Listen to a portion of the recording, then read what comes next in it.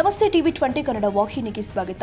ಬೆನಕಟ್ಟಿ ಗ್ರಾಮದ ಶ್ರೀ ಕಾಳಿಕಾದೇವಿ ಜ್ಯುವೆಲರ್ಸ್ ಅಂಗಡಿಯಲ್ಲಿ ಬಂಗಾರದ ಮೂಗುಬಟ್ಟುಗಳನ್ನು ಕಳವು ಮಾಡಲು ಯತ್ನಿಸಿದ 4 ಮಹಿಳೆಯರನ್ನ ಸಾರ್ವಜನಿಕರ ಸಹಕಾರದಿಂದ ಪತ್ತೆ ಹಚ್ಚಿ ಪೊಲೀಸರಿಗೆ ಒಪ್ಪಿಸಿದ ಘಟನೆ ಮಂಗಳವಾರ ಜರುಗಿದೆ.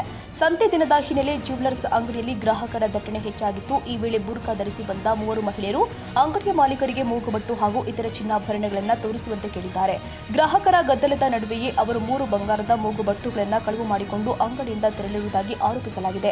ಮಹಿಳೆಯರು ತೆರಳಿದ ಬಳಿಕ ಅಂಗಡಿ ಮಾಲೀಕರು ಪರಿಶೀಲನೆ ಮಾಡಿದಾಗ ಮೂಗುಬಟ್ಟುಗಳು ಕಾಣೆಯಾಗಿರುವುದು ಗಮನಕ್ಕೆ ಬಂದಿದೆ. ತಕ್ಷಣವೇ ಅವರು ಹಾಗೂ ಸ್ಥಳೀಯರು ಸುತ್ತಮುತ್ತ ಹುಡುಕಾಟ ಮಾಡಿದ್ದು ಬಸ್ ನಿಲ್ದಾಣದ ಬಳಿ ಸಂಶಯಾಸ್ಪದವಾಗಿ ಓಡಾಡ್ತಾ ಇದ್ದ ಮಹಿಳೆಯರನ್ನ ಪತ್ತೆ ಹಚ್ಚಿದ್ದಾರೆ.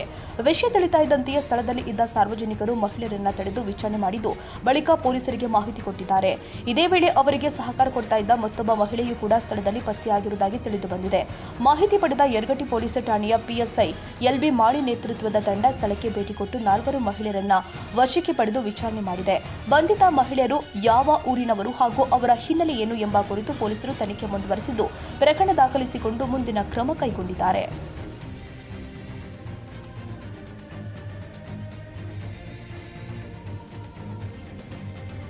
ಕನ್ನಡಿಗರ ಮೆಚ್ಚಿನ ನಿಮ್ಮ ಟಿವಿ 20 ಕನ್ನಡ ವಾಹಿನಿ ಇದೀಗ ಟಿವಿಯಲ್ಲಿ ಲಭ್ಯ.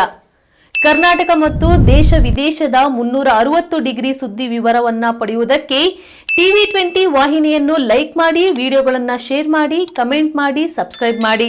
HCN ಕೇಬಲ್ 842 ನಂಬರ್ನಲ್ಲಿ ಹುಕ್ಕೇರಿ ತಾಲೂಕು ಹಾಗೂ ಸಂಕೇಶ್ವರದ ಸುತ್ತಮುತ್ತಲಿನ ಹಳ್ಳಿಗಳಲ್ಲಿ ಲಭ್ಯ.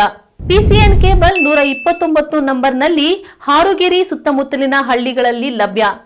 ರಾಯಬಾಗ್ ಡಿಜಿಟಲ್ ಚಾನೆಲ್ ಕೇಬಲ್ 80ನೇ ನಂಬರ್ನಲ್ಲಿ ರಾಯಬಾಗ ತಾಲೂಕಿನ ಸುತ್ತಮುತ್ತಲಿನ ಹಳ್ಳಿಗಳಲ್ಲಿ ಲಭ್ಯ.